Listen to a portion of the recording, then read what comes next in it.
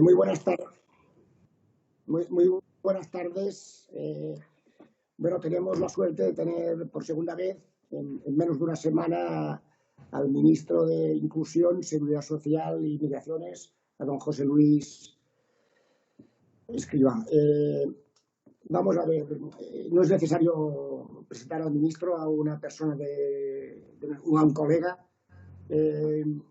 Posiblemente él gestiona una parte importante de lo que decimos el estado de bienestar y está hoy en primera línea de trabajo, de tomar decisiones en su cargo como ministro de la Seguridad Social, ¿no? Hoy también tenemos la suerte de tener al director general de Ordenación de la Seguridad Social, a Borja Suárez, que ha tenido el detalle de estar con el ministro. Este acto, que en estos momentos, bueno, ayer teníamos apuntado algo más de 500 personas.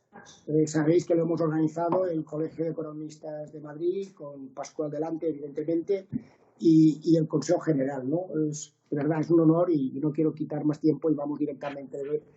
Le pido, por favor, al ministro que nos diga lo que crea conveniente, que seguro que será muy interesante. Muchas gracias, ministro. Sí, pues yo muy brevemente quiero agradecer de nuevo al Colegio de Economistas en España y al de Madrid por esta iniciativa que nos permite pues poder transmitir, contestar y también recibir impresiones. En este caso nos vamos a centrar hoy en el tema de los autónomos, que es una de las rentas, digamos, dentro de los ámbitos de actuación de la seguridad social, en el que hemos hecho un esfuerzo particular de proteger hasta cierto umbral las rentas de aquellos que se han visto afectados de forma más intensa por la crisis del coronavirus. Tengo que decir que, por una cifra global, el conjunto de rentas que estamos protegiendo se acerca al 30% de la población activa, porque yo lo terminaremos, digamos, extendiendo la prestación de la que vamos a hablar hoy, con algunos detalles, probablemente a más de 1 millón de autónomos, y a esto hay que añadir que al ritmo que van los ERTEs, podremos llegar en torno a los 4 millones. De esos 4 millones de ERTEs, por ejemplo, la parte que es exoneración de cuotas a la seguridad social, que es la parte que tramitamos nosotros, la otra parte la hace en primera instancia los servicios de empleo regionales y finalmente el SEPE nacional. Nosotros ya hemos exonerado, estamos, digamos, en 2.800.000 trabajadores, y en el proceso al que están llegando los ERTEs, primero resolviéndose a nivel autonómico y los que se resuelven directamente a nivel nacional, estamos probablemente llegaremos, como decía, a los 4 millones. 4 millones más los autónomos, que estamos hablando de más de 5 millones, y a eso yo creo que hay que añadir, que lo sepáis, que, y con eso hay algunas cifras, se ha producido despidos fundamentalmente de trabajadores, en caso de temporales, fundamentalmente a lo largo del mes de marzo, a raíz del día 14, por una cifra que está en torno a los 900.000. Para ser más exactos, puedo dar la cifra exacta, sí, en torno a esa cifra. A partir ya del mes de abril, y con los datos de hasta ayer, pues estamos viendo que, por ser más exactos, entre el 12 y el 31 de marzo se redujo el empleo, digamos, evaluado a través de la caída en la afiliación a la seguridad social en 827.000 personas. Eso es lo que es el régimen general. Si añadimos los regímenes adicionales, llegaría a 890.000, es decir, la cifra aproximadamente de 900.000 a la que me refería. El régimen de autónomos se ha reducido en 40.000, que es una caída porcentual de un 1%, cuando el régimen general ha caído un 5,5%. Esto lo evaluamos, digamos, en términos de eficacia, de alguna forma, de la red de protección de autónomos. Ten en cuenta que una caída de 40.000 como la que se ha producido tampoco es tan... El régimen de autónomos llevamos ya unos años en los que se está reduciendo el volumen de afiliación progresivamente. Como resultado, yo creo que sobre todo en lo que es el área del comercio y en áreas de distribución, por el cambio del patrón el que funciona la industria y que está suponiendo un cambio, digamos, de autónomo a asalariado. Esto está ocurriendo en todo el mundo y también está ocurriendo aquí. Conocemos bien cuáles son las grandes patrones y quién está detrás de este proceso, y es un hecho. Por lo tanto, lo que nos da la sensación es que el nivel de reducción de asalariados que se ha producido está en línea con lo que ni siquiera refleja el efecto de la crisis, sino más bien este patrón que veníamos ya viendo desde hace casi incluso años, desde luego intensificado el año pasado. Lo que sí es verdad es lo que no ha habido apenas nuevas altas de autónomos en este periodo del que estamos hablando. Pero desde el punto de vista de efecto en términos de reducción de asalariados, el efecto fundamental se ha producido en el régimen general y después y algo en autónomos. Desde en lo que va de abril hasta el día 21, que es ayer, ¿no? Estamos viendo que la situación ha cambiado y tenemos, de hecho, un aumento de afiliación neta en lo que va al mes de abril, que se ha parado el proceso de destrucción de empleo ya desde algunos días ya de finales de marzo se podría ver este efecto claramente. De hecho, en lo que va tengo aquí la cifra, en lo que va del mes de abril, digamos, tenemos ya 2/3 del mes de abril, el régimen general ha aumentado en algo más de 20.000 personas la afiliación y el conjunto del sistema unos 18.000. En autónomos se ha producido una reducción de 15.000 en este mes de abril, lo que hace un acumulado de 55.000 menos autónomos asalariados, afiliados desde que empezó la crisis, en un periodo de algo más de un mes. Estas son las cifras. Digo esto porque gran parte, si no todos los que han perdido su empleo y ya no están afiliados a la Seguridad Social están cubiertos por la nueva prestación, por prestaciones existentes, pero sobre todo la nueva prestación, porque muchos de ellos, porque aquí se ha concentrado la destrucción, como suele ocurrir en el mercado de trabajo español, que se destruye el empleo en el trabajo temporal de una forma muy rápida e intensa. Estos 800.000 más o menos están casi el 70%, el 80% de trabajos en contratos temporales, muchos de ellos sin un periodo suficiente de cotización para tener derecho a la prestación de desempleo. Bueno, pues también hemos extendido la prestación de desempleo a estas personas porque de alguna forma es una situación completamente sobrevenida, como todo lo que está pasando, resultado de las decisiones sanitarias, y en este contexto la protección de rentas está justificada. Por lo tanto, si añadimos estos 800.000 y nos vamos a más de 6 millones de personas en las que hemos protegido rentas, que es pues un 25, un 30% de la población activa, ocupada. Si además añadiéramos los 3 millones de parados que hay en España en este momento previos a la crisis, aproximadamente 2 millones tenían también prestación de desempleo, 1 millón no. Estaríamos hablando del 30% de la población activa, total, incluso algo más. Es que es un programa de protección de rentas de los más intensos, sino de los más intensos que se ha hecho en Europa. Porque, además, quiero insistir en esto, que estamos haciendo un seguimiento muy estrecho de lo que se está haciendo en otros países, y a veces pues lo que nos encontramos es pues anuncios, pero las normas que dan certidumbre llegan con mucho retraso. También lo estamos viendo a nivel autonómico. Es que es muy difícil hacer. Aquí estoy viendo que Pascual ha tenido experiencias en la administración y sabe lo que es la comisión de subsecretarios y secretarios de Estado y cómo se hacen las normas horizontalmente en un gobierno, y los filtros y los procesos, pues cosas que se hacen en meses y con varias vueltas. Aquí hay que hacerlas en días y a veces en noches, ¿no? Lo digo porque esto es importante a la hora de tener, yo creo que una actitud de entender que si después hay que reajustar cosas y hay que ir en decretos subsanando defectos o cosas que se escapen, es que es inevitable.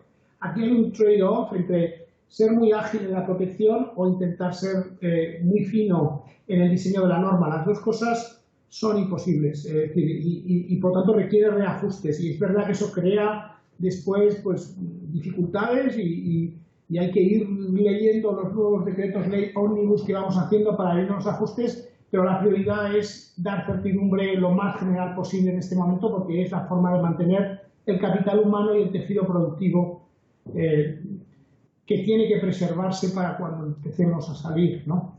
Este es un poco el contexto en el que nos estamos moviendo. Yo casi no me extiendo más porque ya he consumido mucho tiempo. Muy bien, ministro, muchas gracias por estar con nosotros una vez más. Hemos centrado este webinar, como sabes, en la temática de los autónomos. Tenemos bastantes preguntas, muchas preguntas de nuestros colegiados. Algunas son bastante técnicas, pero bueno, espero que podamos precisarlas con detalle. Sí. Y empiezo directamente, si te parece. En primer lugar, queremos preguntar, ¿tiene estimado el Ministerio cuántos autónomos van a percibir la prestación extraordinaria, esta prestación extraordinaria que ha diseñado el Ministerio, que establece la limitación de que la facturación se vea reducida por encima del 75% de la facturación de periodos anteriores? ¿Qué estimación tiene el Ministerio con respecto al número de autónomos que podrían percibirla? Bueno, tenemos un dato cierto, ya es que el 17 de abril ya pagamos esta prestación a 920.000 autónomos. Esto ya es un dato registrado, ya se ha procedido al abono de la prestación y como sabéis es el 70%, ¿no? De la base reguladora, el 70% de la base reguladora de cada autónomo, que eso significa que quien esté cotizando por la mínima es 600, Borja, ayúdame. 661. 761 euros es el mínimo y a partir de ahí según la cotización. Y también quedan exoneradas las cuotas del mes, ¿no? Nosotros tenemos ya registradas peticiones de más de 1 millón. Es decir, y pensamos que a medida que los autónomos vayan constatando cuál es su situación y por tanto si cualifican para la prestación, porque efectivamente se han visto muy afectados por el parón de actividad, nosotros habíamos estimado, y la verdad es que el ritmo al que van las cosas nos confirma que podemos llegar a 1.400.000 autónomos. Teniendo en cuenta que hay un número de autónomos que no tienen rentas declaradas de actividades, si lo tenemos declarado, pues estamos extendiéndonos a un porcentaje muy alto de todos los autónomos. Sí, no, la medida está siendo muy efectiva, obviamente, ¿no? Bien, siguiente pregunta. Es una temática muy específica que afecta a un colectivo, ¿no? Un trabajador que es un administrador de una empresa que por tanto está cotizando a la Seguridad Social como trabajador por cuenta ajena y que, según nos informa, parece ser que tiene problemas para poder percibir este tipo de prestaciones. Según informa, no se le puede incluir en los ERTEs de la empresa, ni puede ser beneficiario de estas prestaciones de cese de actividad extraordinaria como autónomo. Bueno, ¿cómo se puede resolver este problema que afecta a este tipo de trabajadores? Es simplemente secuencial. Si es un autónomo y tiene trabajo a su cargo, tiene que solicitar primero el ERTE de fuerza mayor y después, secuencialmente, una vez que es un requisito previo, ya puede pedir la prestación de cese de actividad. Es así, ¿no, Jorge? Sí. Sí, exactamente. Bien. Sí. Siguiente pregunta. ¿Se ha previsto ampliar el plazo de la tarifa plana que tiene establecida el régimen de seguridad social, teniendo en cuenta la situación actual? Ese régimen está conferido para un número de meses determinado. Bueno, en la dinámica que estamos viviendo con la situación de paralización de la actividad económica del coronavirus, ¿el Ministerio ha previsto la posibilidad de ampliarla temporalmente? O sea, yo creo que estamos en un punto en el que a partir de ahora hemos protegido las rentas y tendremos que extender esta protección un tiempo mientras estemos en la situación actual confinamiento limitado asociado al decreto de alarma. Yo creo que a medida que vayamos desescalando, que es el término que estamos acuñando en algún momento de las próximas semanas, meses, entonces a partir de ahí tendremos que ir viendo también cómo vamos reajustando estas protecciones, lo que tiene que ver con tanto la prestación que estamos dando, que probablemente habrá que ir faseando su ajuste a medida que veamos que se vuelve la actividad en unos sectores o en otros. Habrá que ser probablemente más finos sectorialmente de lo que se ha sido hasta ahora, y al mismo tiempo también tendremos que ver el régimen de exoneraciones de cuotas que pueden ser parciales. Esto es algo que tenemos que ir diseñando en las próximas semanas, y que va a ser muy importante en todo el proceso de salida. Entonces es un poco prematuro ahora mismo anticipar exactamente cuál va a ser el esquema, pero obviamente que esto no va a ser, no va a haber una discontinuidad. Del mismo modo que la desescalada va a ser gradual y sectorial, incluso geográficamente tendrá que serlo, igualmente nuestras medidas de protección de renta irán acompañando ese proceso temporal, esa secuencia temporal. Voy a hacer una pregunta más y te voy a pasar el micrófono, Valentín, para que continúes tú las preguntas con el ministro. Otra temática también muy técnica, muy específica. Trabajadores que se encuentren en una situación, en un ERTE, una suspensión de contrato como consecuencia de un ERTE, que pasen a una situación de baja por IT, ¿la empresa estaría exenta de pagar a la Seguridad Social en esas circunstancias? ¿Cuál sería el escenario en el que se encontraría? Si quieres, la pongo, pero casi Borja la puede contestar mejor. Pero una de las cuestiones, de las medidas que se ha adoptado para apoyar a las empresas en esta coyuntura tan desfavorable es precisamente que aquellas que se acojan a ERTES por fuerza mayor queden exoneradas del pago de la cuota. En función del tamaño de la empresa, esa exoneración es del 75 o del 100%. En el caso de las situaciones de incapacidad temporal, la empresa queda exonerada del pago de la cuota. ¿Continúas tú, Valentín, o continúo yo? Es que Valentín yo creo que se nos ha ido, ¿no? No le veo yo en pantalla, ¿ves tú? Yo tampoco. Pues voy a continuar yo, que quizás se ha desconectado, pero espero que ahora volverá. ¿Tú le ves? No. No, yo tampoco le veo. No sé dónde está. Bueno, voy a continuar yo. Entonces, si te parece, ministro, y ahora supongo que Valentín volverá enseguida. Bueno, se contempla la prestación, ampliar la prestación por cese de actividad si la situación económica sigue sin mejorar tras finalizar este periodo de estado de alarma.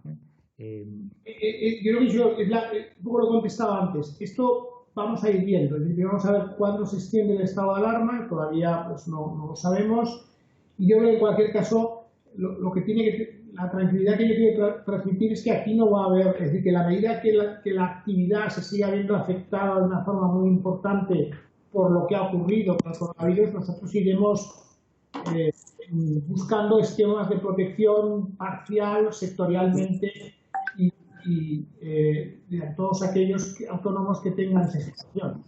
Es un poco prematuro ser muy concreto aquí, pero es algo que por supuesto tenemos en mente que iremos haciendo progresivamente. ¿Sí? Otra temática que nos trasladan nuestros colegiados, ministro. Valentín, ¿estás con nosotros? ¿Has vuelto? Sí, estoy aquí. Estoy aquí. No se te ve. Enchufa el vídeo, por favor. Es que yo he hecho un invento con el móvil y no con el ordenador portátil y no me salgo. Escucha, bueno. Ministro. Seguimos con estas preguntas que has visto que somos muy ordenados, que hemos ido pidiendo. Pero ahí el tema del ingreso mínimo vital, ¿no? Que nos tenéis siguiéndolo, ¿no? Exactamente este tema relacionado con los autónomos, ¿qué matices puedes introducir ahora, ministro, sobre este tema del ingreso mínimo vital y los autónomos? El ingreso mínimo vital va a ser un ingreso dirigido a aquella de complemento de rentas, es decir, va a ser una última red de seguridad con un mínimo nacional, donde vamos a proteger rentas. Esto, digamos, nos traería llevarlo al Consejo de Ministros más bien ya cuando estemos en el mes de mayo, no es, bueno, ya estamos, digamos, la segunda quincena del mes de mayo, más o menos. Y yo creo que está pensado para aquellas personas que podamos identificar que tienen rentas realmente muy bajas. Es decir, si hubiera autónomos que como resultado de esta situación, por alguna razón, no llegaran a determinados mínimos de renta vital, que estamos todavía, en este momento estamos todavía definiendo exactamente los niveles de renta, que van a ser muy distintos según la situación familiar. Pero aquí, digamos, yo tendería a pensar que puede haber autónomos que cualifiquen si tienen una situación familiar particular, porque para poder, digamos, ser muy eficaz desde el punto de vista de la redistribución de renta y de la erradicación de pobreza, que es lo que se trata, que se puede generar en determinadas situaciones, lo que hemos visto es que necesitamos ser muy focalizados y diferenciar mucho por tipología de hogares. Es decir, la prestación va a ser muy distinta de un adulto que viva solo de dos adultos con 2 niños. O sea, puede ser claramente muy superior, va a ser, porque así es como conseguimos realmente tener efectos redistributivos potentes. Y también si en el caso de familias monoparentales con niños, pues también va a haber claramente una prima desde el punto de vista de la renta garantizada. Es decir, que algunos de los autónomos, en la medida que queden por debajo de los umbrales que se van a fijar, pues cualificarían, claro. Tengo que decir que todavía no tenemos los números suficientemente afinados porque estamos cruzando información con la agencia tributaria de las encuestas que nosotros hemos podido manejar, aunque queremos que esté bien engarzado en los datos tributarios. Y yo creo que es una oportunidad también de poder intentar aflorar economía sumergida y verdaderamente, pues sí, la contestación es sí, pero todavía no podemos ser muy precisos sobre los números. También queremos introducir un test de patrimonio, de riqueza neta, no sé, y eso requiere también trabajar con la agencia tributaria, que tiene muy buena información patrimonial ya, incluso valores de mercado de los bienes inmobiliarios. Todo eso va a permitir, yo creo que queremos diseñar la prestación con los mejores estándares de los países centroeuropeos, nórdicos, donde sabemos que son prestaciones que están muy bien diseñadas desde el punto de vista de los incentivos. Eso quiere decir también que vamos a intentar que un elemento importante sea los incentivos a la incorporación al mercado de trabajo en aquellos casos en los cuales, y por tanto, la prestación va a ser compatible durante un tiempo con estar activo en el mercado de trabajo y haber accedido a un empleo, incluso con salarios por encima de la prestación, para que de esa forma lo que intentamos es, aunque la prestación está pensada para ser una prestación estructural, lo que pretendemos es que cuanto más número de hogares, en este caso, porque la prestación se va a dirigir a hogares, a unidades de convivencia, cuantos más hogares consigamos integrarlos y lo que llamamos itinerarios de inclusión y sacarlos de la situación en la que están, no siempre, por lo que sabemos, son situaciones asociadas al mercado de trabajo. En el caso de los autónomos que ya están así, pero hay otros casos de personas que están verdaderamente y requieren antes itinerarios sociales asociados al sistema sanitario, dependencias, problemas mentales incluso. Es decir, que antes sabemos por los análisis que hemos hecho de las políticas de empleo en España, que a veces intentamos llevar por esos itinerarios a personas que tienen que pasar antes por otros itinerarios para poder realmente incorporarse en condiciones adecuadas al mercado de trabajo. Ese es parte del diseño. Realmente itinerarios de inclusión y de integración muy dinámicos, que yo creo que es lo moderno en este tipo de prestaciones, con incentivos bien diseñados y alineados. ¿Sí? Perdón, ministro, sobre este tema de la renta mínima, realmente seguro que hay otros países de la Unión que están reflexionando, ¿no? Exactamente qué modelos se están implantando en estos momentos. No, yo creo que tengo que decir que la mayoría de los países, digamos, lo tienen ya. Es verdad que los países mediterráneos menos, pero los países centroeuropeos y nórdicos, los programas de renta mínima como los que estamos planteando, ya están vigentes. Realmente con esto lo que estamos haciendo es responder a a una recomendación explícita ya por varios años del Consejo Europeo a España, de que España tiene un problema aquí, que además se amplifica en términos de pobreza. Cada vez que tenemos un análisis de un organismo internacional, España parece como un país que sobre todo sus problemas de redistribución, de falta de distribución de renta están muy asociados en la parte más de la izquierda de la distribución, al 20% de la mediana. Y lo que pasa aquí es que en España el problema es que hasta ahora, por eso es muy importante que esto sea una prestación de la seguridad social y nacional, lo que ocurre es que cada comunidad autónoma, desde el punto de vista más asistencial y de red de seguridad en última instancia, tiene programas distintos. En 17 comunidades autónomas tenemos 17 programas y, claro, son muy heterogéneos. Con lo cual, cuando uno mira desde arriba, desde a nivel nacional, la fotografía en términos de capacidad para evitar, propiciar una mejor redistribución de renta en estos niveles bajos, pues la fotografía es muy dispar. Y por eso hemos recibido ya España varias recomendaciones del Consejo de la Unión Europea para que hiciéramos algo de reordenar esto. Por otro lado, además, hay prestaciones existentes de la seguridad social que no están bien diseñadas, por ejemplo, la de hijo a cargo y algunas otras, incluso el SEPE. Nos gustaría reordenar o reintegrar prestaciones en un sistema más sensato y más moderno, que pueda realmente, por ejemplo, pues, pensemos en la prestación de hijo a cargo. Es una prestación que entrega una prestación a todo el mundo siempre y cuando, tenga un nivel de renta que esté por debajo de cierto umbral.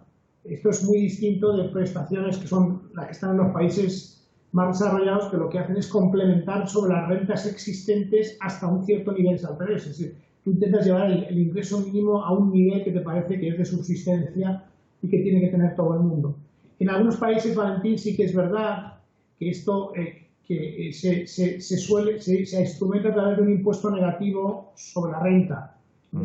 Aquí no es, o con créditos fiscales, aquí vamos por otra vía, vamos más por la vía de prestación, pero puede llegarse a resultados similares, de alguna forma, teniendo en cuenta que en España, pues a través de los mínimos, las exenciones sobre la base imponible, ya estamos haciendo efectos redistributivos. Lo que ocurre es que estamos redistribuyendo ahí solamente aquellos que hacen la declaración de la renta y que tienen bases imponibles suficientes. Y nos dejamos fuera alguna parte de la población que no llega. Por eso es importante que esto se asocie a que cualquier persona tenga que hacer la declaración en esta prestación. Es decir, hemos mirado un poco todas las variantes y esta opción del ingreso de un impuesto negativo, aunque podría tener sentido conceptual, llevaría mucho más tiempo de implantación y no está tanto en nuestra cultura, por así decirlo. Hago la última pregunta antes de pasársela a Pascual. Hay el tema de las cuotas de autónomos del mes de marzo, ¿no? De estas devoluciones por oficio a determinadas personas. ¿Cómo está este tema? Las cuotas del mes de marzo de los autónomos. Borja puede contestar, que eso lo tiene con más precisión. Sí. Bueno, la cuota de los autónomos que son beneficiarios de la prestación extraordinaria por cese de actividad forma parte de la acción protectora de esa prestación. Por tanto, quedan exonerados del pago de esa cuota, se les reconoce a todos los efectos de cotización, pero no lo pagan. Es verdad que, en fin, y esto es importante marcar un poco cuál es el calendario. El estado de alarma se declara el día 14, 3 días después se aprueba ya un decreto ley donde, entre otras muchas medidas, está esta, y en el momento en el que se pone en marcha, se reconoce esta prestación, ya no hay tiempo de parar la maquinaria de la tesorería, que evidentemente, pues en fin, hace unas operaciones masivas que no se pueden detener sin más. Y eso inevitablemente supuso que se cargara la cuota del mes de marzo a los autónomos a final de mes. Lo que establecimos es que esa cuota, evidentemente no va a ser, el autónomo va a quedar exonerado de su pago, y dado que ya se había cursado el pago, lo que se establecía es que de oficio la Tesorería General de la Seguridad Social devolverá esa cuota con la previsión adicional de que no va a haber ningún tipo de recargo por ese impago que se ha producido. Y con respecto a la cuota del mes de abril, Borja, ¿qué va a ocurrir? ¿Se va a cobrar la cuota? ¿Cómo va a funcionar? Bueno, pues ocurre algo ya distinto en el sentido de que el día 17, como decía hace un momento el ministro, ya se pagaron 920.000 prestaciones.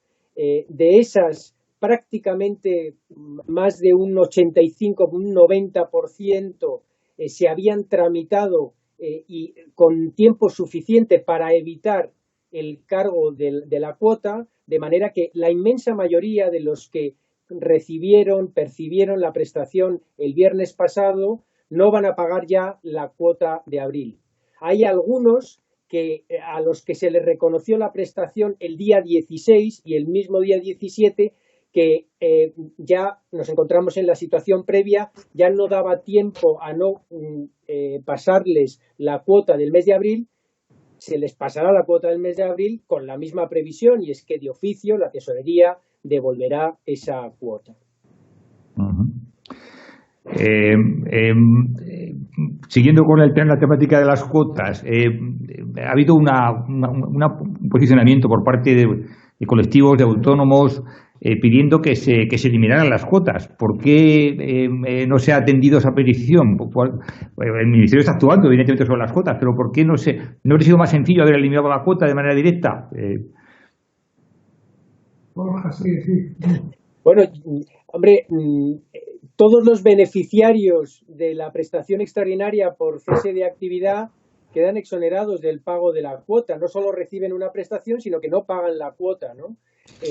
Decía el ministro, la estimación que tenemos es que vamos a andar, pues eso, en el entorno de 1,5 millones, algo menos, 1.400.000, es decir, prácticamente la mitad de los autónomos beneficiarios de esa prestación no van a pagar la cuota. Y quienes no se han acogido a la prestación es porque, bueno, no han visto suspendida su actividad o han tenido una reducción de su actividad.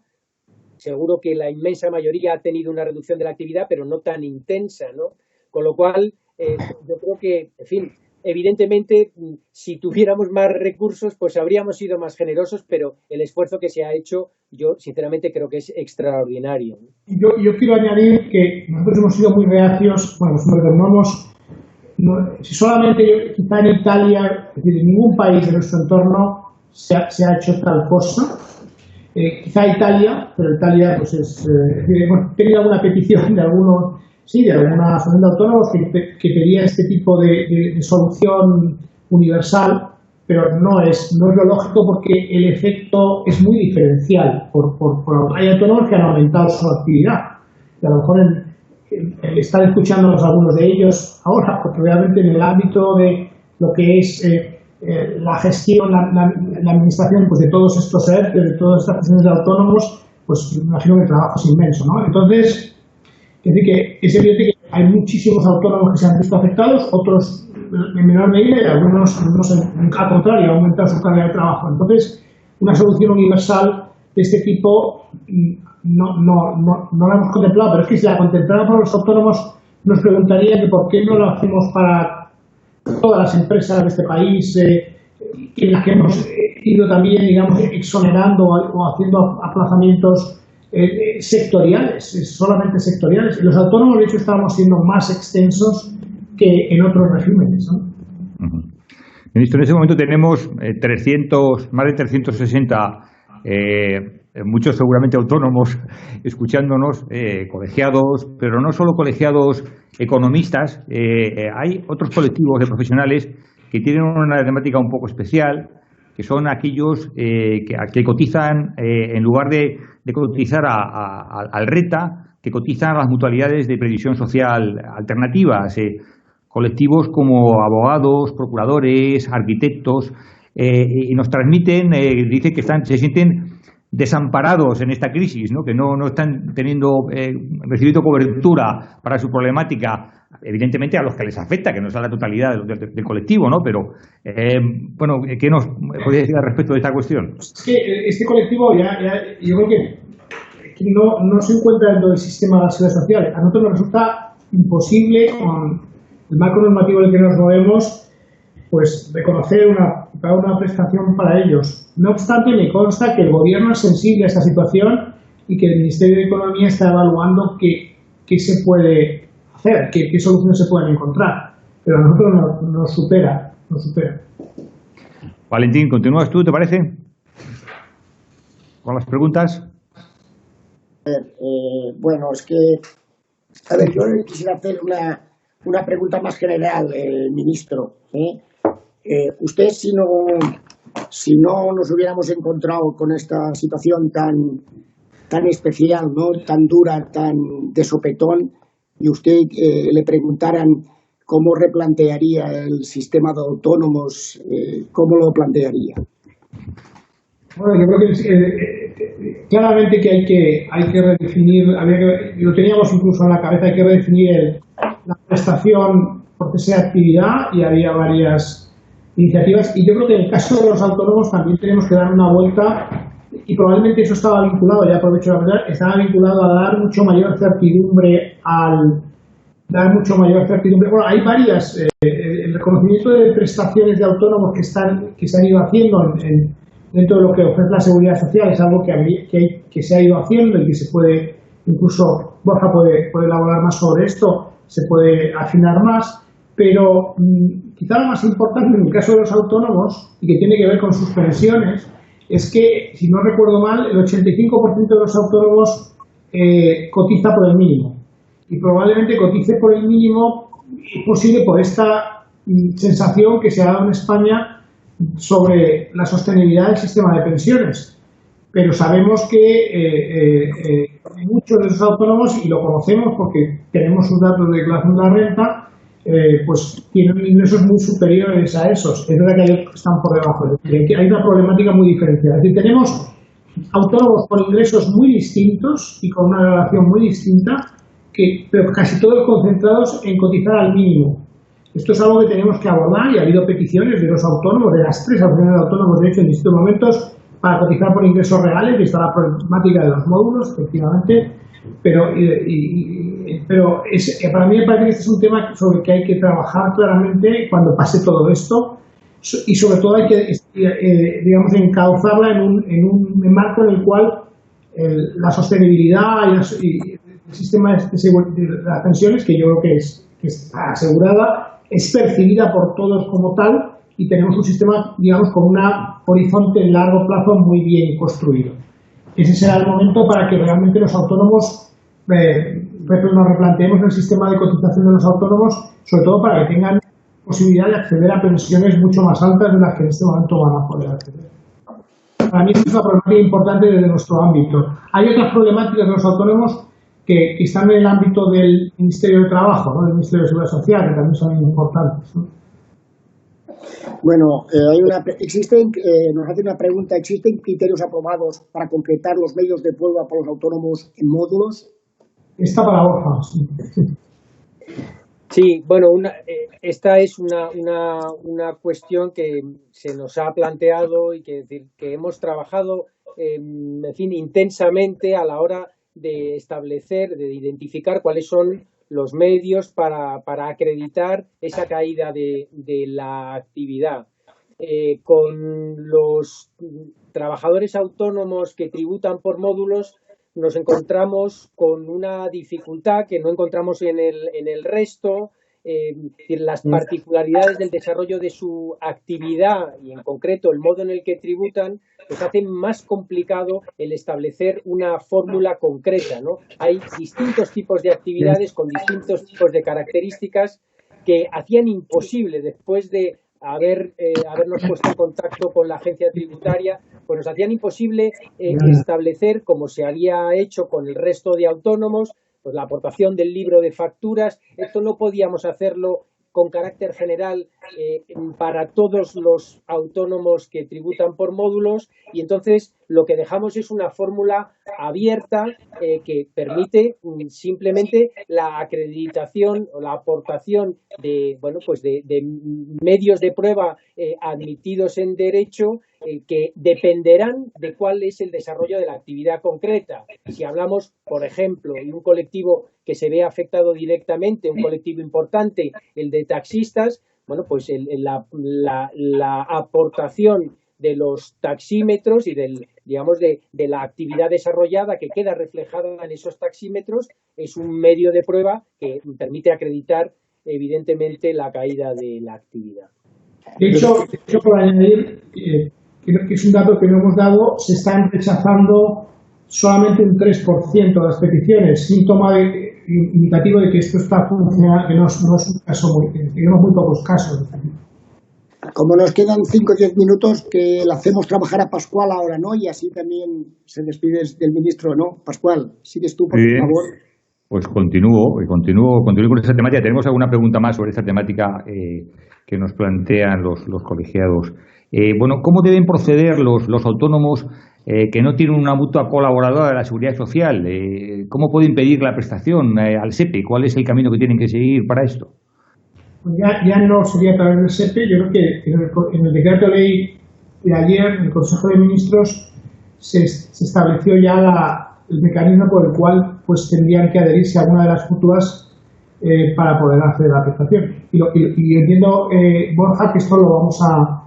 Se está poniendo en marcha. ¿Son unos 40.000 o 20.000? No me acuerdo yo.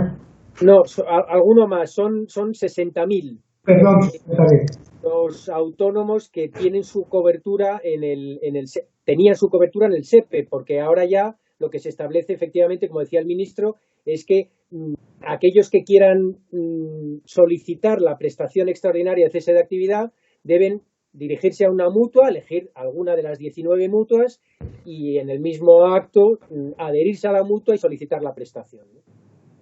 Hay que decir también que, en fin, porque no parezca que esto es una decisión que se impone así de forma un poco terminante, que ya el año pasado se estableció la previsión de que esos autónomos que tienen la cobertura en el INS y en particular el cese de actividad a través del SEPE debían adherirse a una mutua. Se daba un plazo de 3 meses.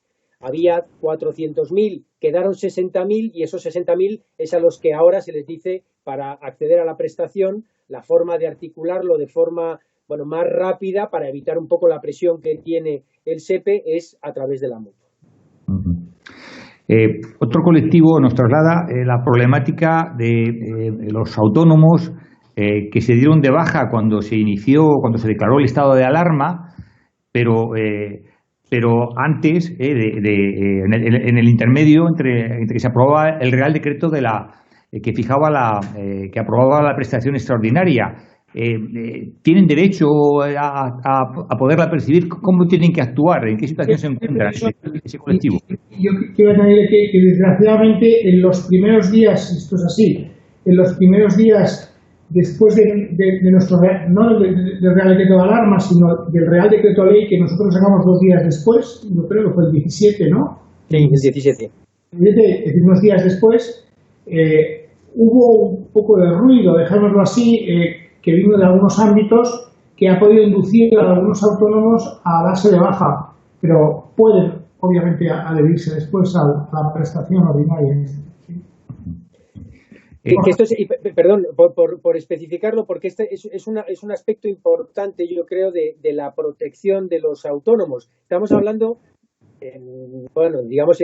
a lo largo de este rato que estamos compartiendo, fundamentalmente de la prestación extraordinaria de cese de actividad. Pero hay una prestación ordinaria que está ahí y que, entre otras cosas, sí exige en este tipo de casos darse de baja en el RETA para acceder a la prestación. Esas personas podrían acceder a la prestación ordinaria, ¿no? A veces también nos pasa lo mismo también con la reivindicación del porcentaje de la caída de la actividad, bueno, que más allá de que evidentemente somos receptivos a los planteamientos y a las reivindicaciones que se nos trasladan, pero yo creo que no se debe perder de vista tampoco que los autónomos, que cualquier autónomo que empezara a cotizar el año pasado, tiene un tiempo cotizado suficiente para acceder a la prestación ordinaria de cese de actividad, ¿no?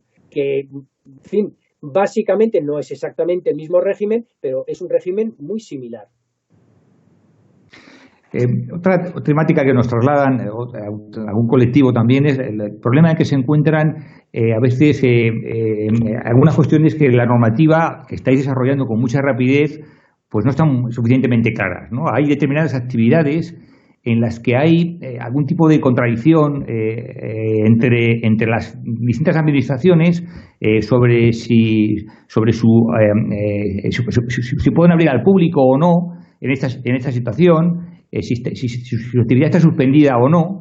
Estoy hablando concretamente, nos trasladan este tipo de problemática agencias inmobiliarias, fisioterapeutas. Este es un tema que quizás necesita una aclaración, ¿no?, en la administración, porque una administración dice una cosa, otra no lo tiene claro, dice otra. ¿Qué opinas, ministro, sobre esta cuestión? ¿Haría falta quizá algún tipo de aclaración por parte del Ministerio al respecto?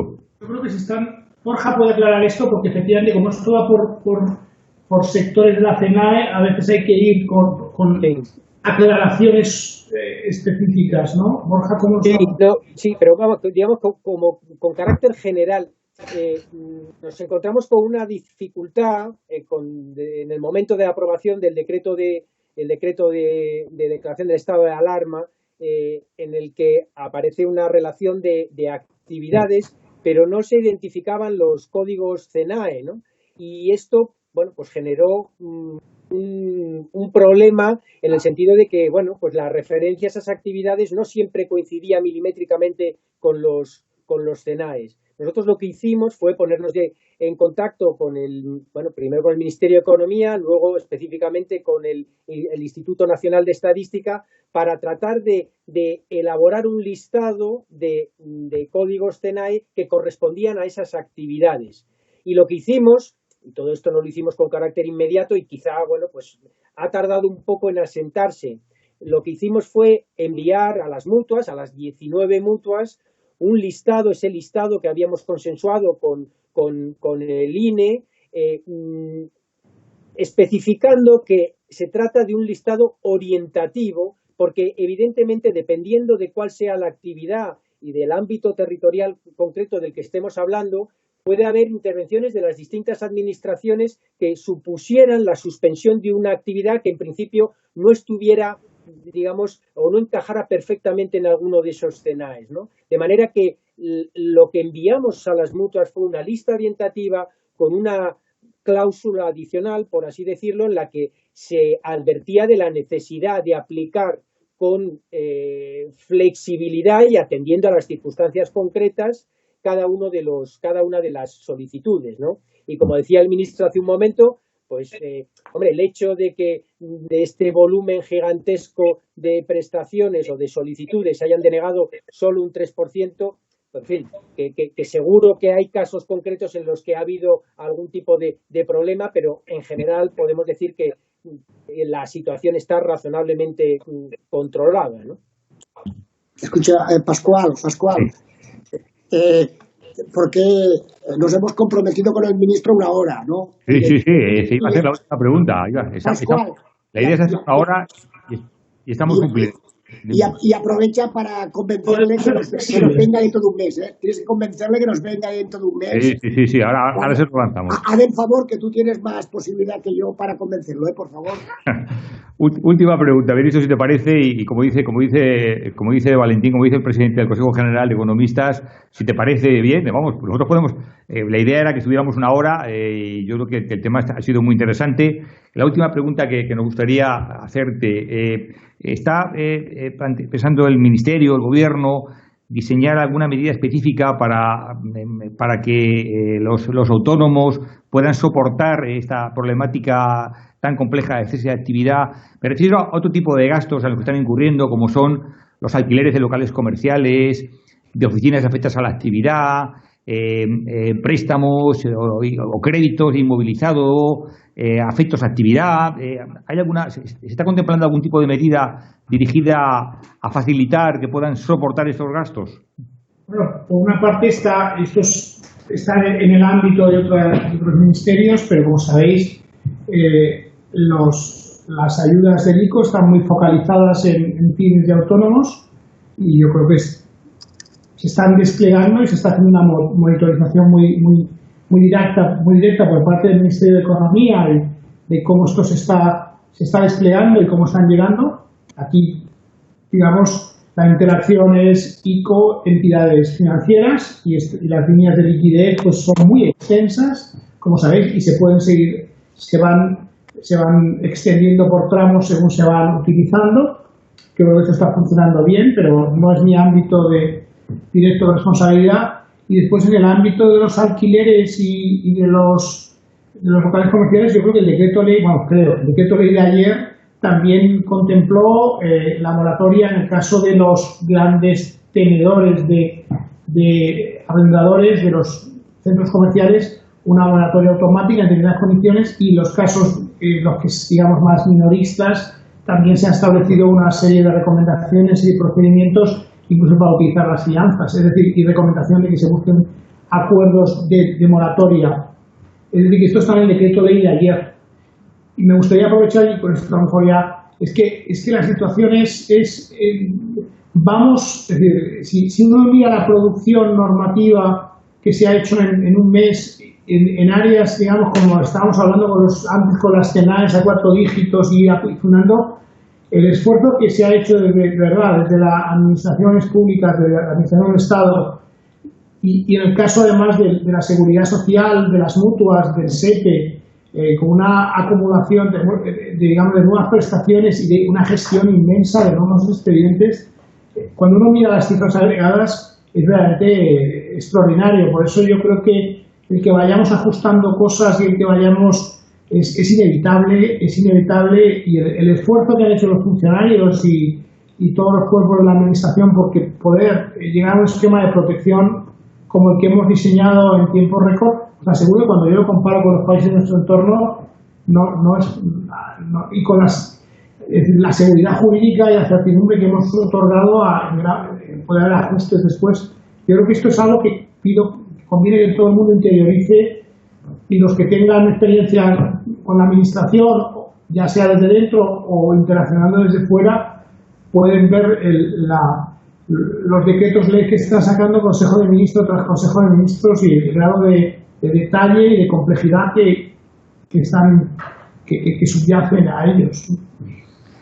Ministro, te agradecemos mucho tu disponibilidad, tu cercanía con nuestro colectivo, tu claridad expositiva, por supuesto también la de tu director general de Ordenación de la Seguridad Social, de Borja Suárez, a que ha sido un placer también tener esta tarde con nosotros. Nos habéis ilustrado sobre cuestiones, algunas yo creo que muy técnicas, pero que yo creo que han quedado bastante claras. Para nosotros es un placer. Tenéis en este momento a 400 colegiados escuchando vuestras intervenciones, y yo creo que este tema ha sido francamente muy interesante. Y bueno, y como dice mi presidente, por supuesto que aprovecho para trasladarte nuestro interés, y si consideras que somos útiles en este camino para en un futuro poder continuar con este tipo de presentaciones, pues yo creo que son muy, muy interesantes y muy valiosas, y nada más. Muchísimas gracias. Por supuesto, si quieres acabar en unas palabras, estamos a tu disposición. Simplemente decir que por supuesto acepto el ofrecimiento, y a ver si la próxima vez podemos tener mejores noticias y podemos ver el horizonte con más claridad. Ahora estamos todavía en un periodo relativamente agudo, pero que ser optimista y ver exactamente, digamos, las trayectorias de salida, cómo se van decantando. Sí, vamos viendo cuando nos volvemos a ver, por supuesto. Me parece que esto lo podemos ir, por supuesto, repitiendo. Sí. Bueno, estupendo. Pues cerramos la emisión en este punto. Muchas gracias. Adiós. Adiós.